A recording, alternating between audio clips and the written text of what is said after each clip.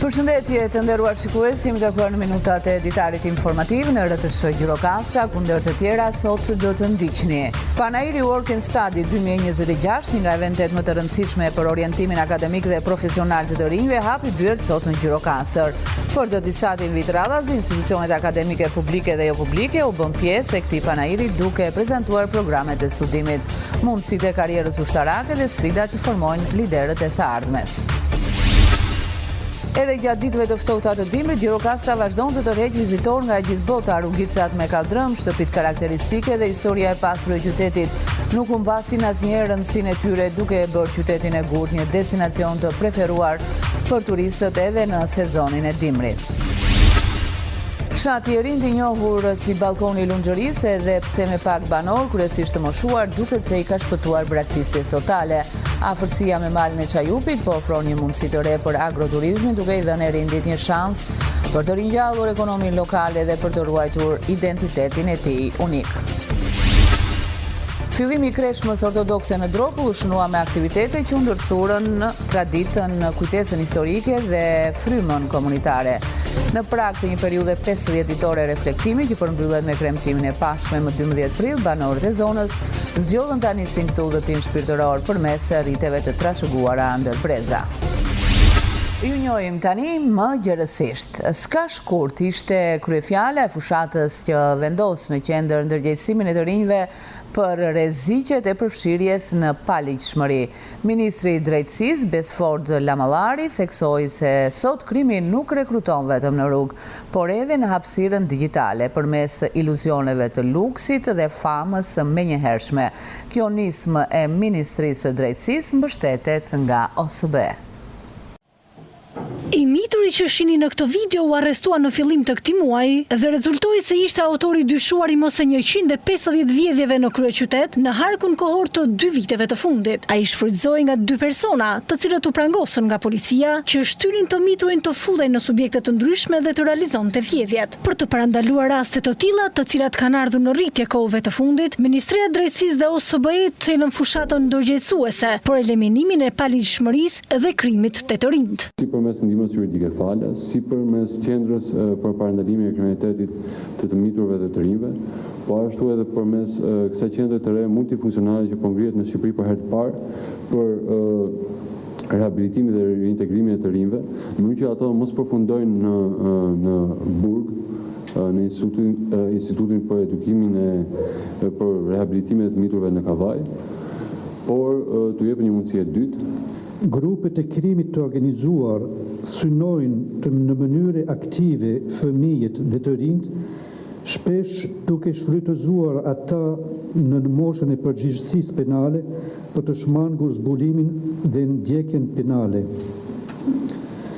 Rrjetet sociale janë shndërruar në një mjet kyç në këtë proces. Kjo fushat u çel në një takim ku prezantuan disa raste të rinj të përfshirë në kriminalitet, por që me shumë përkushtim ja kanë dalë që të përparojnë, ndërsa aktorët e përfshirë në trajtimin e rasteve apelojnë për një sistem drejtësie që parandalon dhe që ofron mundësi të dyta për ata që gabojnë. Po ashtu, mbrojtja e të rinjve nga rrugët e gabuara dhe ofrimi i alternativave reale për zhvillim. Nxënësit e gjimnazeve në mbar vendin po përgatiten për Festivalin e Shkencës 2026, duke finalizuar projektet që do të prezantojnë para jurive në nivel shkolle. Përmes një postimi në rrjetet sociale, Kryeministri Edi Rama ka ndarë pamje nga puna e të rinjve, duke vlerësuar angazhimin dhe kreativitetin e tyre. Festivali synon të nxjisë mendimin kritik dhe aftësitë kërkimore të nxënësve përmes projekteve inovative në shkencë, teknologji dhe matematikë. Në të gjitha shkollat e mesme të vendit nis sot sfida e madhe e talentit në shkencë, duke shënuar hapjen zyrtare të Festivalit të Shkencës dhe kthimin e tij në një garë kombëtare mes projekteve më të mira të nxënësve. Kryeministri Edi Rama ndau pamje nga nxënës që kanë finalizuar projektet e tyre dhe janë gati t'i prezantojnë në kuadër të Festivalit të parë kombëtar të shkencës për gjimnazet. Në ditën kur Festivali i Shkencës merr zyrtarisht kuptimin e një gare ku eksperimentet janë kthyer në arritje konkrete dhe dihet në projekte të mirë strukturuara, gati për të prezantuar para jurive në nivel shkolle në të gjithë vendin, nis një sfidë unike që përfshin gjimnazet shqiptare, u shpreh Rama. Një sistem inteligjent që simulon funksionin e pankreasit. Teknologji në shërbim të jetës. Teknologjia ndërlidhet me neuroshkencë. Bashkoj mendjet për të dhënë zgjidhje. Bioplastika, alternativa e së ardhmes. Ndikim më i ulët në mjedis. A jeni gati? Takohemi në Festivalin e Shkencës. Festivali Shkencës 2026 synon të nxjisë kreativitetin, mendimin kritik dhe aftësitë kërkimore të nxënësve përmes projekteve inovative në fushat e shkencës, teknologjisë dhe matematikës. Ky aktivitet i mbështetur nga Ministria e Arsimit dhe institucionet përkatëse përfaqëson njërisin në arsimin parauniversitar, duke shndërruar shkollën në një hapësirë krijimtarie dhe inovacioni. Me nisjen zyrtare të garës në të gjitha gjimnazet e vendit, Festivali Shkencës shënon një moment të rëndësishëm për arsimin, duke i dhënë hapësirë gjeniu të vogël në bankat e shkollës për ta shndërruar dijen në zgjidhje konkrete për të tashmen dhe të ardhmen.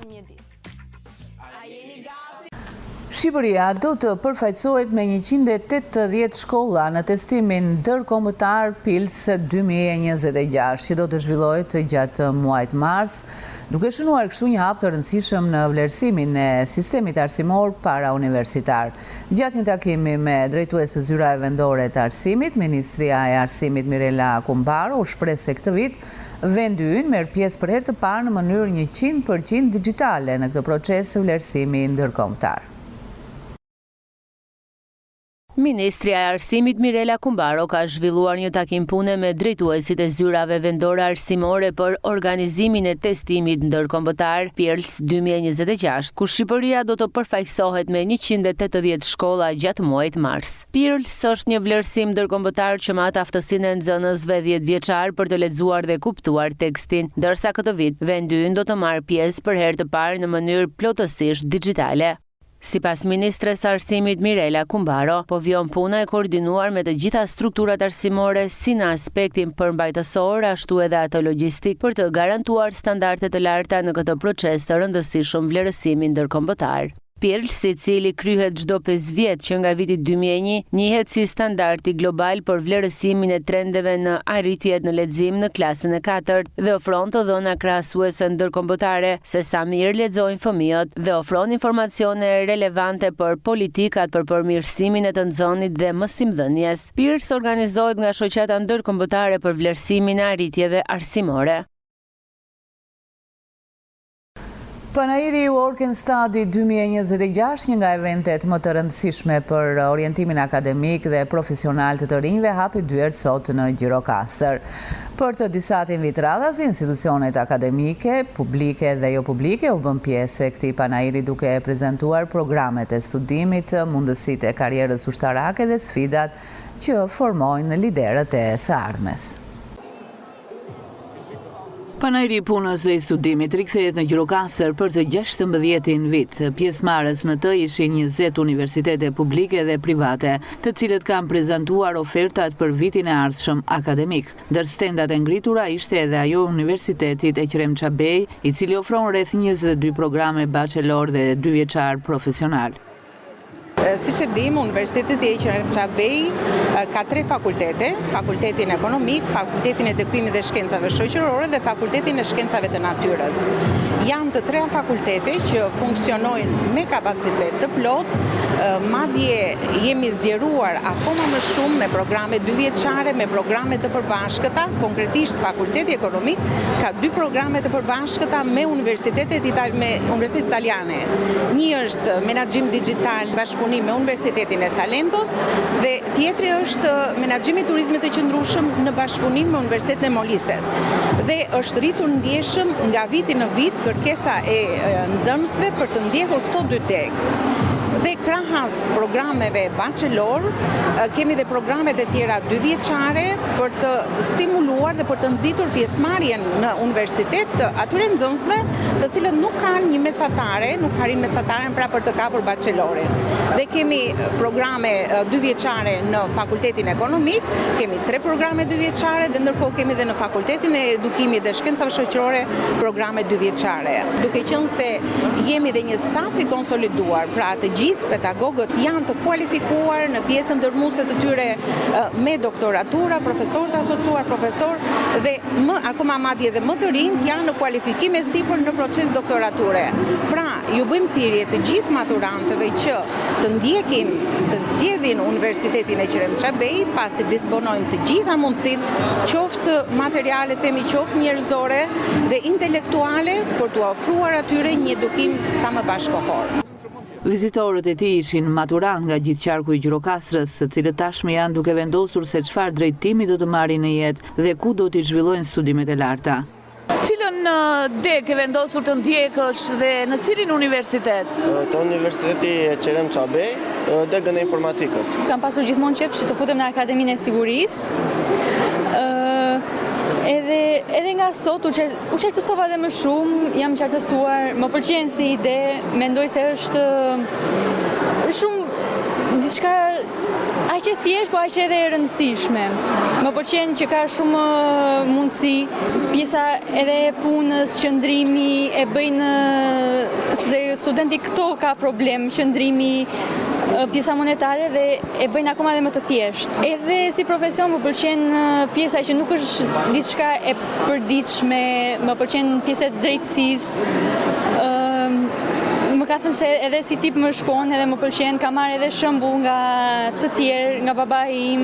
Degën e ekonomisë në Tiranë, të vazhdoj për menaxhim biznesi. Akademia e Sigurisë.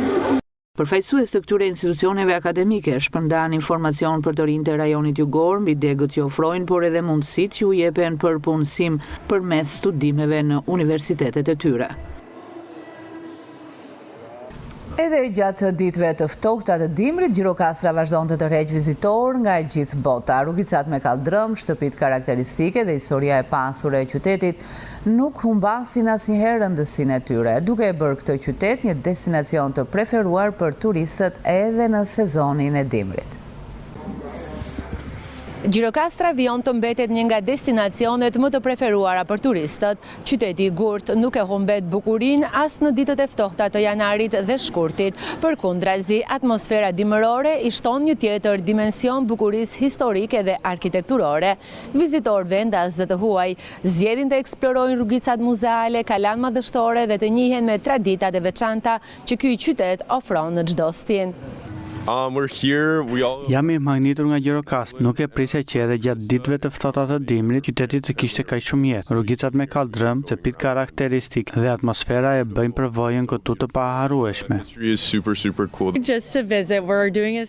Nuk e prisja që një qytet kaq i vogël të kishte kaq shumë gjallëri edhe në mes të dimrit. Gjirokastra më mahniti me historinë, arkitekturën dhe atmosferën unike, shëtitjet në rrugicat e gurta, vizitat në kala dhe muzeume, e bën vizitën time këtu një eksperiencë që do ta mbaj mend gjatë, po më pëlqen shumë çdo gjë që ka ky qytet. Gjirokastra është një qytet që duhet vizituar çdo stin. Kalaja, muzeumet dhe mikpritja e njerëzve e bëjnë çdo moment këtu të veçantë. Zgjodha këtë destinacion për pushimet e mia dimërore. Nga ana tjetër, operatorët turistik raportojnë interes të qëndrueshëm nga turistët vendas dhe të huaj, edhe pse më të pak në numër, jo si në sezonin veror, ndërsa strukturat akomoduese vijojnë të jenë funksionale edhe jashtë sezonit veror. Fshati i Rind, i njohur si balkoni Lunxhërisë, edhe pse me pak banor, kryesisht të moshuar, duket se i ka shpëtuar braktisjes totale. Afërsia me malin e Çajupit po ofron një mundësi të re për agroturizmin, duke i dhënë Rindit një shans për të ringjallur ekonominë lokale dhe për të ruajtur identitetin e tij unik. Fshati i Rind, pjesë e njësisë administrative Lunxhëri në bashkinë Gjirokastër, është një nga vendbanimet më të hershme të zonës. Ai mbart histori, tradita dhe gjurmë të jetës së dikushme që ruhen ende në arkitekturë, në zakone dhe në mënyrën e jetesës së banorëve. Edhe pse koha ka sjellë ndryshime të mëdha, Rindi vazhdon të ruajë identitetin e tij karakteristik. Sot në fshat kanë mbetur shumë pak banorë, kryesisht të moshuar. Megjithatë, blegtoria dhe bujqësia vazhdojnë të jenë baza e jetesës. Fshati tonë, fshati i Rind, ka blegtorin, ka dhe bujqësi këto dy dhe që janë të ri, që kanë lidhur nga në vjetë këtu, i ke të tërë në emigrim, s'ka njëri. Këtu është moshe tret edhe shumë pak të rinj, shumë pak. Që në 90-ën që kanë filluar një pjesë filluan blegtorinë në prishjen e sistemit, me blegtori janë marrë sot e gjithë ditën. Dhe një pjesë i kanë prishur, një pjesë u ikën mosha, kanë mbetur të vetmuar, ja unë kam patur vetë blegtori, isha i vetëm, u detyroja i prisha. Një është i ka bërë të gjitha.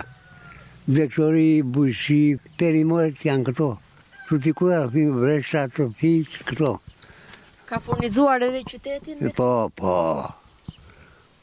Po më shumë e ka furnizuar në fratin Dasiu, Karjani, me ka kozin më shumë.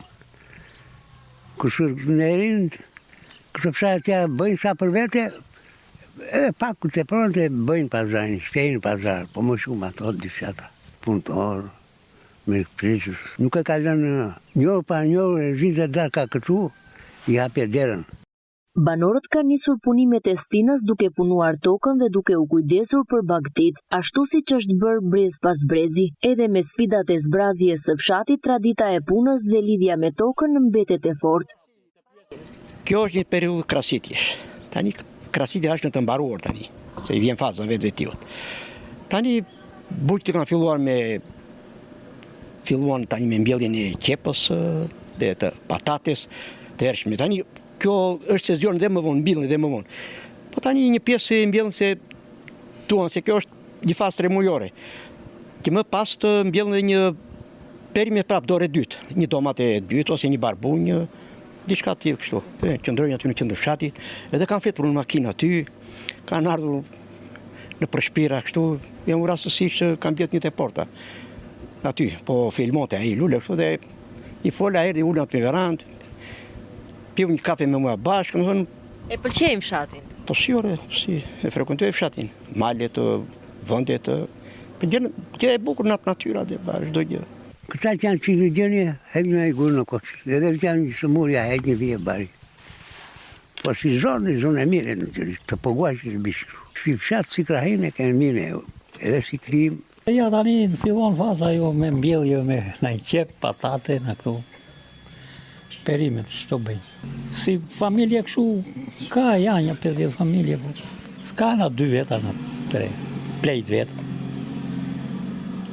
Rallë janë që ka fëmijë. Po me blektori meren një pjesë. Kam gjë në ndërtim tani, si shdo në pension, javon më shumë pëmtarive.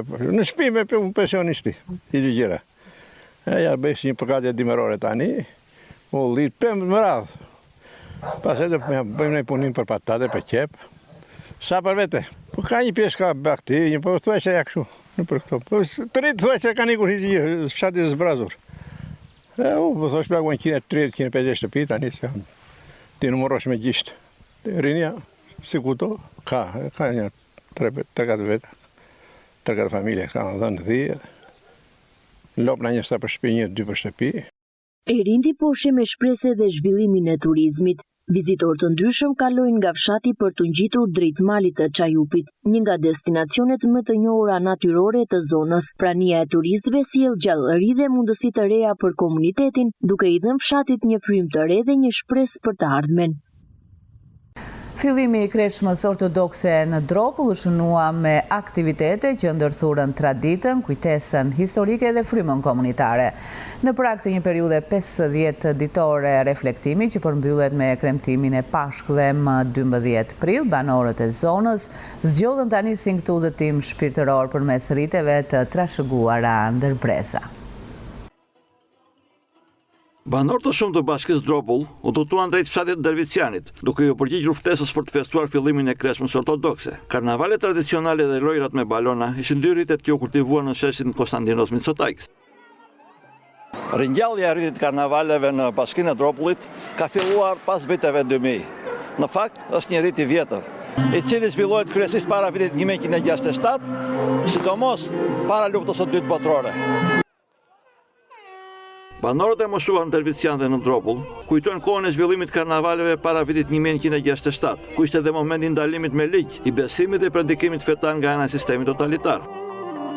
Karnavalet në Dervician ato vite i mbaj mend shumë mirë. Isha në një moshë që kuptoja.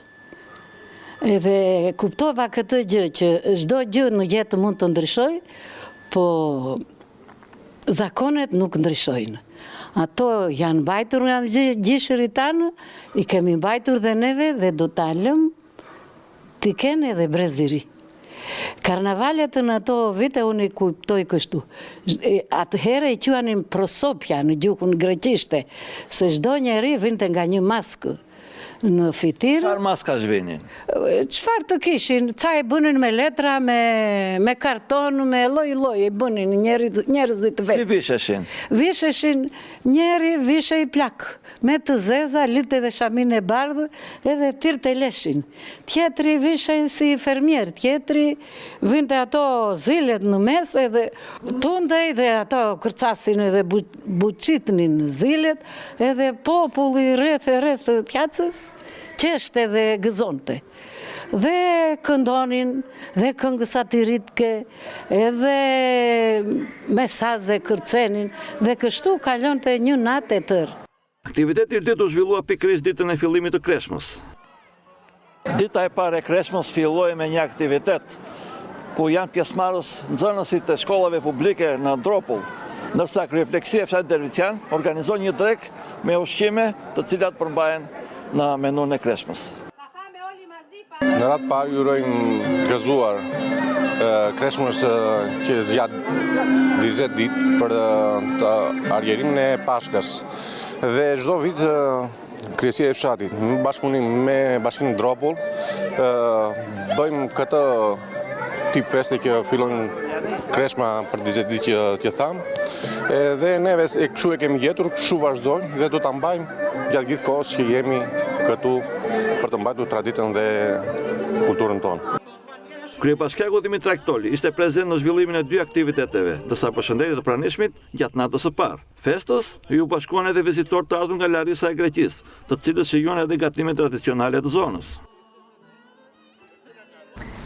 Sonte në mbrëmje nis edicioni 76 i festivalit Sanremos. Ky edicion do të vinë në moderimin e Carlo Contit, i cili është gjithashtu dhe drejtor artistik i festivalit. 30 artistë do të garojnë me njëri tjetrin, ndërsa njëri prej tyre do të zgjidhet si përfaqësuesi i Italisë në Eurovision 2026. Festivali do të transmetohet për publikun shqiptar në RTS 1, RTS 2, RTS Muzik dhe Radio Tirana 1, duke sjellë atmosferën e Sanremos drejt për drejt në ekranet e valët e RTS-s.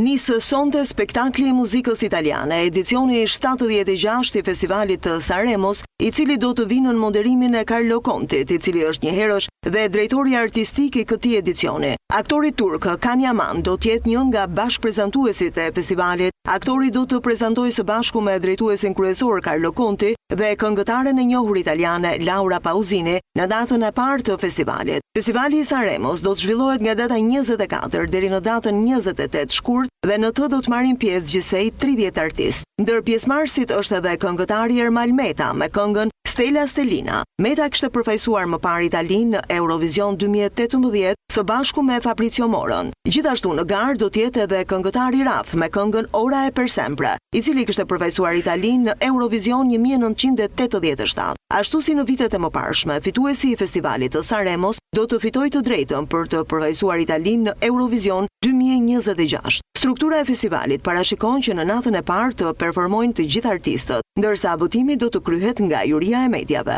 Nata e 2 dhe e 3 do të ndajnë garuesit në 2 grupe, me votim nga juritë e radiove dhe publiku. Nata e 4 do t'i dedikohet interpretimit të këngëve të njohura dhe nuk do të ndikojnë në rezultatin përfundimtar. Në natën e 5 të gjithë artistët do të rikthehen në skenë, ndërsa fituesi do të përcaktohet përmes kombinimit të televotimit, jurisë së mediave dhe asaj të radiove. Festivali do të transmetohet për publikun shqiptar në RTS 1, RTS 2, RTS Muzik dhe Radio Tirana 1, duke sjellë atmosferën e Sanremos drejt për drejt në ekranet dhe valët e radio televizionit shqiptar.